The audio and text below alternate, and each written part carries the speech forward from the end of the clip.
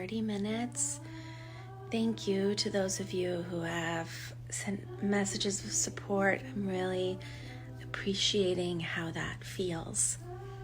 I have my lipstick on, helps me feel ready to speak my truth.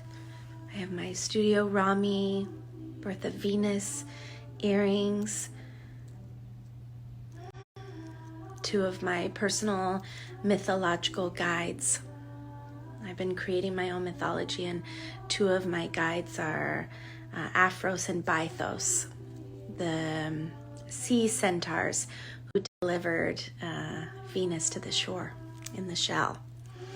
This reminds me, I have support. I am birthing myself. It's hard work. It's as hard to birth yourself as it is to birth the little humans. I'm grateful to be able to do this over Zoom so that I can be in my space, so I can set the space so that if it's really hard, I can go downstairs and ask my partner for a hug and cry. Here are some of the things I've been doing in my room to mentally and emotionally prepare myself. I have some incense burning on my altar. Might be a little bit of a teenage rebellion in this move because I wasn't allowed to have incense. My mom didn't allow me to have incense when I was a kid. I also have my Drowning in Abundance image behind me so that I'll be able to see it as I'm having the meeting. My laptop will sit here and I'll be able to see. I also have this print by Lisa Congdon. I moved this thing all over the house so I can study it over and over and over again. And then I have my headphones so I can turn on my healing music and sing, do some processing. Some Mad Matter, MADMATTR. It's kind of like kinetic sand, but our family likes it a lot better. These two from my friend Valerie. A magical anointing oil. And I'm going to do a pull. Valerie gave me this deck. I'm going to do a pull from the Light Seers deck. And an ayahuasca pull. And this candle is called Meet Me. These are the tear-stained cheeks of someone who just agreed to try one daily positive interaction with her mom after over a year of no contact. My best attempt at summarizing what just happened is a mother and a daughter who simultaneously reached points in their life where they understood they needed to make changes, and then each of them journeyed in their own way, in their own path. She doesn't speak the way I do. That's where Dr. Jennifer Dean Hill was incredible. The space that she created, the way she held the space. Before we start, or at the beginning of the session, she asked each of us to declare our intention, and mine was to experience being in positive and affirming relationship with my mom. And this intention is rooted in my ayahuasca journey. That is what was so transformative for me, was having the space, the way that the drug turns off certain aspects of your brain. By the way, I shared this with my mom in the session. It was so powerful to be able to share with her and to communicate with each other about things that are important to us. The way that the drug activates in your brain, you can't judge, you can just feel love. And I wanted to feel again what it feels like to be in that space with my mom.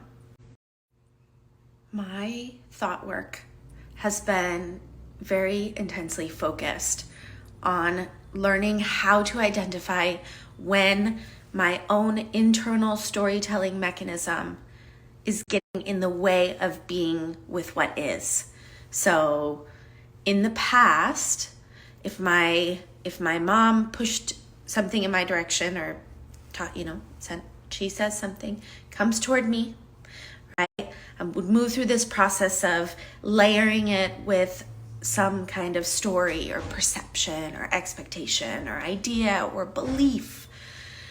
And then I wasn't actually engaging with her. I was engaging with my story about her. And I felt such a positive, powerful shift in my ability to be in relationship with her. I was just writing with someone today about how important it is, I think it is, to make space for yourself in your relationships. If you are in repeated cycles of conflict, being in continuing repeating cycles of conflict is not going to teach you how to be in relationship outside of that cycle. If you have more than one kid, have you ever thought, yeah, if I just toss them in there like a snake den or something, they'll fight it out and like eventually they'll figure it out and that's going to be good? No. We separate, we identify needs, we work through our own stuff, we come back together and we're able to commune.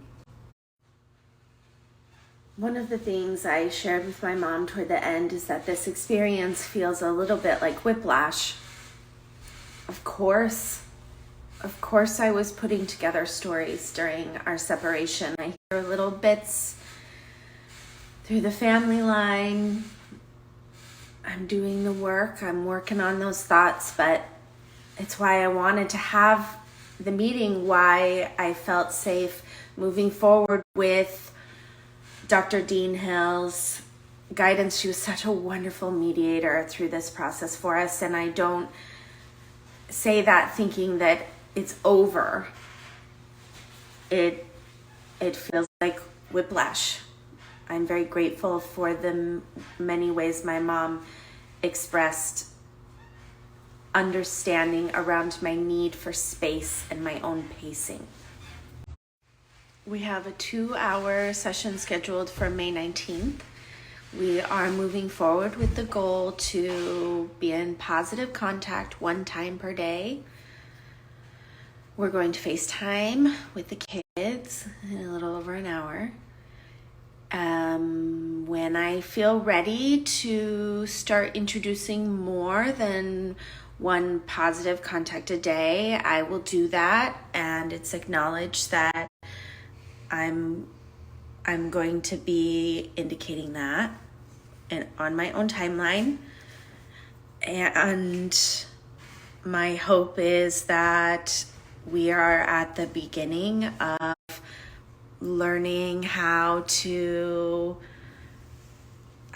be with ourselves while being with each other. How beautiful.